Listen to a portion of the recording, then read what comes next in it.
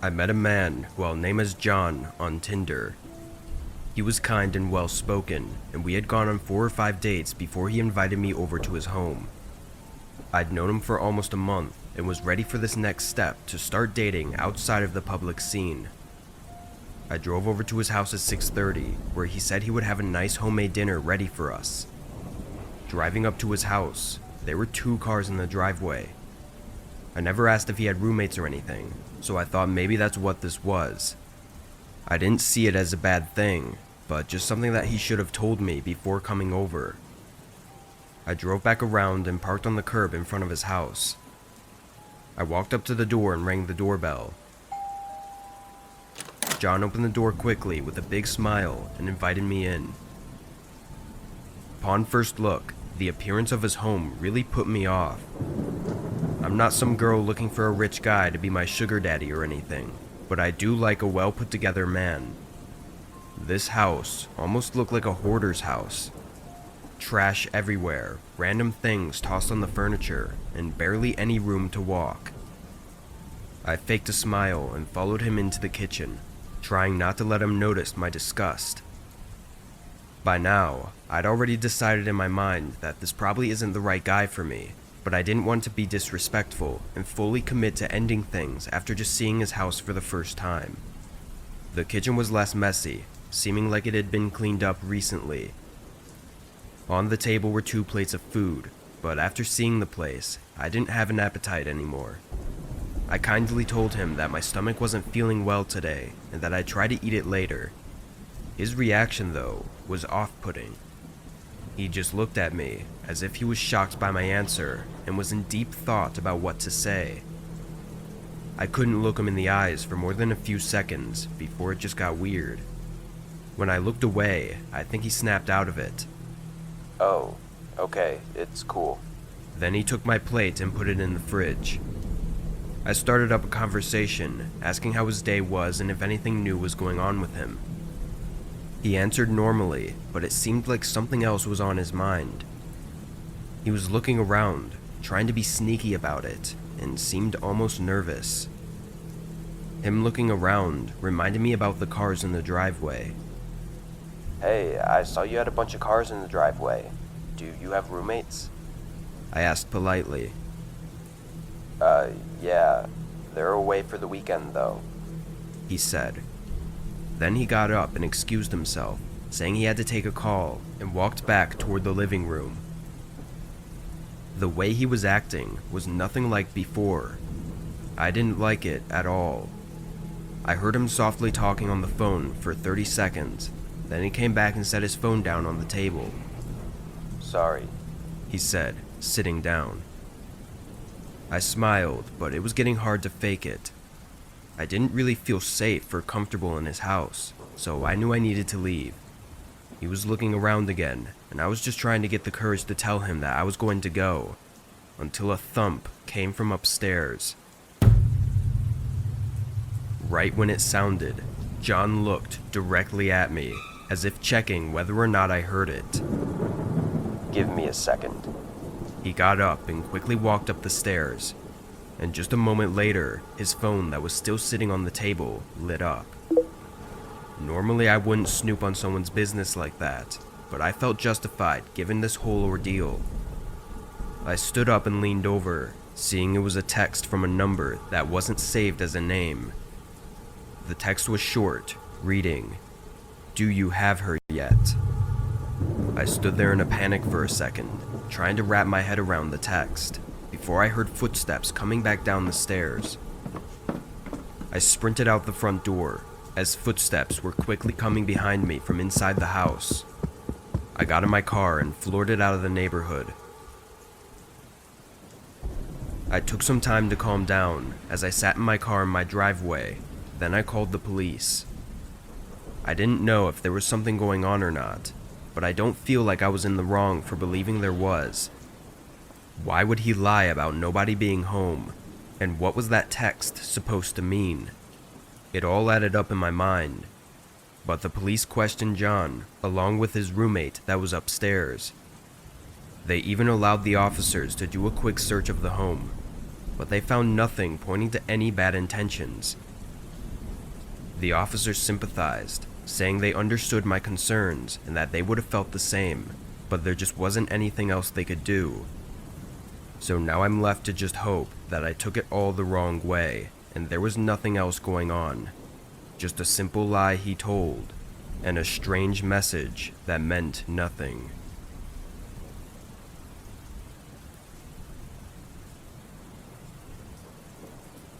I'm a 26-year-old female, and at the time I was 23 and in college.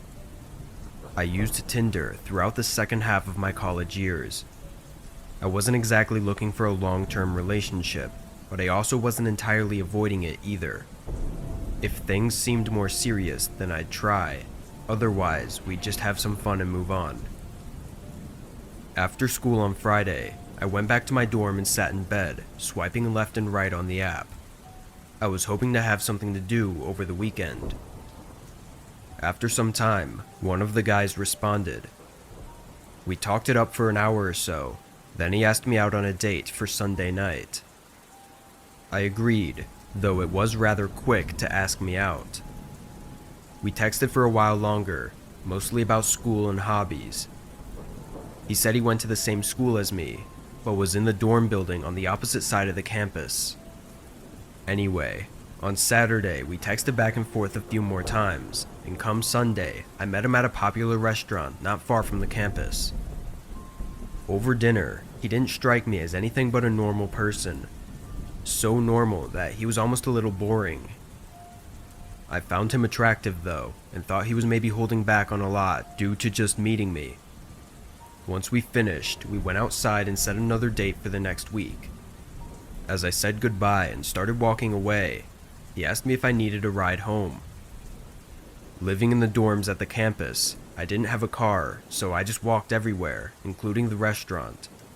I was surprised he even had a car, since he lived at the school as well. But I was even more surprised that he offered me a ride. It seemed like he was trying to make his move for tonight, which I wasn't expecting. But seeing as I enjoyed my time with him, and he was just like any other guy, I took him up on the offer. The campus was a 25-minute walk away, so if nothing else, at least I'd be back sooner. He showed me over to his car, which was just an older black Honda SUV. I got into the passenger seat and he started driving. As soon as we were on the road, things started to get awkward. I tried making small talk, but he wasn't really responding, so I sat back and neither of us talked. After a few minutes, he took a left turn. The campus was to the right, in the complete opposite direction. I felt a lump in my throat and my body got stiff. That feeling of something awful about to happen had fallen over me. Hey, I think you missed the turn. I said nicely, trying to hide any hint of fear in my voice. No. He muttered. I was looking over at him, but his gaze was locked on the road. Where are you taking me? He didn't respond. I didn't know what else to ask. I told him to let me out of the car, in one last effort to get out of the situation without anything escalating. He still didn't respond. The further out he drove, the more remote the area became. My head was aching from the fear of getting too far out to be able to find any way out of this. I still had my phone in my pocket, which I knew he was going to take as soon as we stopped wherever he was taking me. My plan, and really my only plan, was to try to take out my phone as quickly as possible and dial 911 before he would have time to react. I waited until he started making a turn, and right when he looked the other way, I pulled my phone out and with shaky hands dialed 911. He noticed immediately, trying to grab my phone mid-turn and jerking the car. I was able to keep myself away from grasp while the phone rang, and as soon as I heard a voice on the other side, I yelled for help, saying the street names and direction we were going. The man was still fighting me for my phone, hitting me and pulling me toward him. In the midst of the fight, he lost control of the car and ran off the road straight into a speed limit sign. I was dizzy and my vision was blurry, probably from a concussion, but I could hear the operator on the phone talking from somewhere under my seat. I almost forgot the situation I was in, but once it came back to me, I immediately looked over. The windshield was shattered and the airbags were out, but the man I was with was gone. I tried to see out the windows, but he was nowhere. I didn't even remember seeing the windshield shatter or the airbags go off, so I might have even been unconscious for a few seconds or minutes without knowing it. I searched for my phone, telling the operator what happened and that I was okay. Officers came soon after. I had no lasting injuries, just some pains around my body. But what hurts the most is that I was so sure they would catch the man, having his name, description, and license plate. But I was wrong. The car was stolen the day before, which was probably why he abandoned it after the crash. His name was likely fake, although it was a really generic name anyway, and his Tinder account was removed. So, all they have is a description of what he looked like. I should have been more careful, and I definitely have been ever since. What he planned on doing with me is something too awful for me to even think about. I just really hope that he's not out there trying to do the same thing to someone else.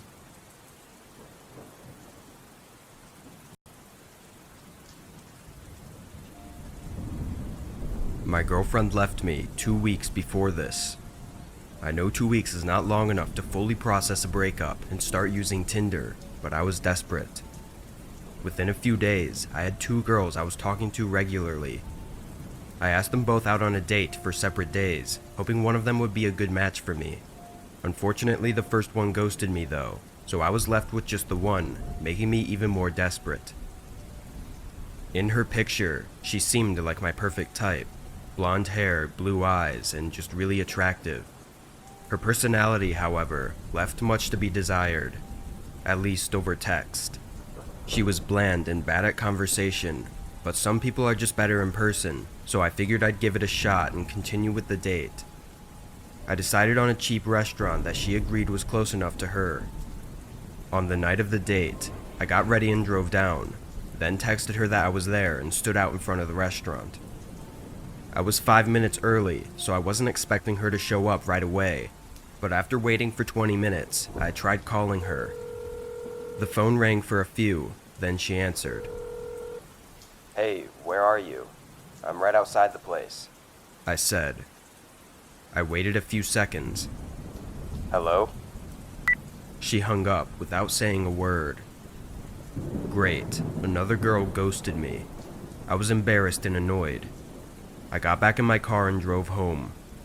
I made myself a bowl of cereal, then chilled on the couch and tried to forget about life for a while. I passed out around 8, still on the couch. When I woke up, I reached for my phone to check the time, but I couldn't find it.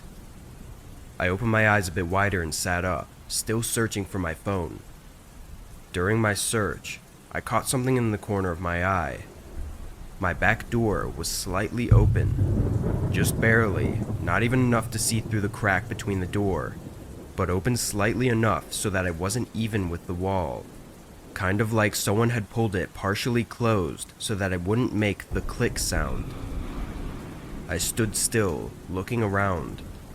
Everything felt like it became so quiet. I took one last quick search for my phone, then gave up and walked over to the back door. It was just as I'd said, barely not closed. I always kept every door locked, so this was a terrifying thing to see after napping just a few feet away. I thought maybe when the intruder saw me on the couch, they must have just left, but then I started thinking about my phone being gone. What if they'd stolen my phone? They would have had to be right in front of me, just inches away, probably watching me sleep. A shiver ran through my body. These thoughts were just making me more scared. I pushed the door shut and locked it, praying that whoever it was had already left. I then walked around the first floor, checking the rooms, but not finding anything worth noting. Then I went upstairs, which for some reason had me more scared. I walked down the hallway, looking in each room before I got to my bedroom. I looked around the room, under the bed, everywhere.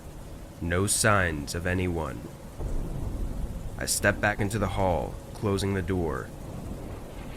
I just thought to myself how creepy this was and tried to think of the best way to contact the police without my phone. But then I heard something. Quiet, soft breathing, echoing inside the closet behind me. I froze. The longer I stood there, the more horrified I was. I ran for the stairs and went out the front door. There was a gas station at the end of the block, so I ran all the way there and got them to call the police. By the time everything was settled, nobody was in my home anymore. My phone was still missing, but that was the only thing that was gone. My account was backed up though, so it wasn't too hard to get a new phone and transfer all my apps and data. A few weeks later though, I went back on Tinder, and that's when I started putting pieces together. The girl that ghosted me and creepily answered my phone call no longer existed. I thought that it would actually be possible for them to have gone to the restaurant, but instead of meeting me, followed me home. As for why they took my phone, I'm not sure. The only reason I can really think of is so that I couldn't call the police or show them their account. There's still a lot that doesn't make sense though, like why they only took my phone, and what they were doing in my house while I was sleeping.